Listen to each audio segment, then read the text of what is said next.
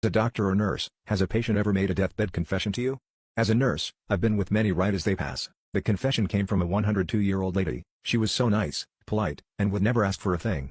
Even when sick, she wouldn't complain. She outlived her children and husband. The rest of the family lived across the country. I sat with her for a few minutes after giving her pain medication. She stated, "I love the Lord, but I'm not going to see him."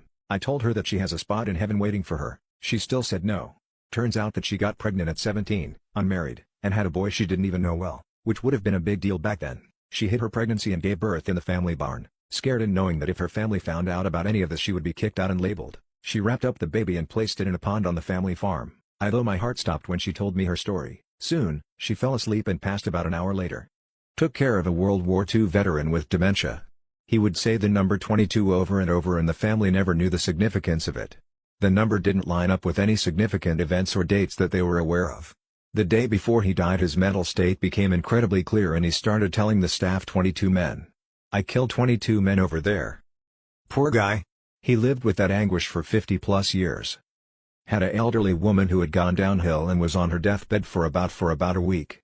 She kept asking me to read the Bible to her, and as soon as I would start she would scream that he was coming to get her, that he was waiting right behind me. Very unnerving at 3 a.m. Finally I asked her who was coming to get her and she replied with, "The devil's coming for me because I let my husband rape our kids and did nothing." My first year as a nurse I worked in palliative care. Had a 28-year-old dying of cancer. She moved here from Canada to be with her boyfriend who left her a year after moving.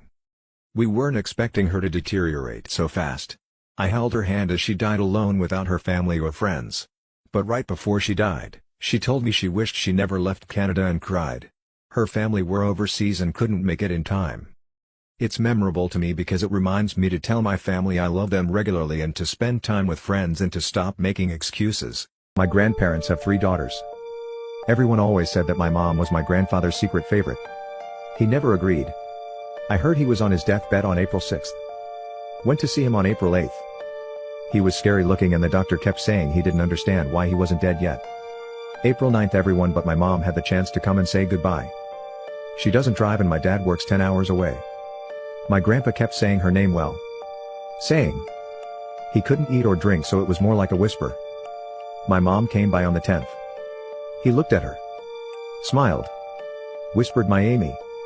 He closed his eyes and never opened them again.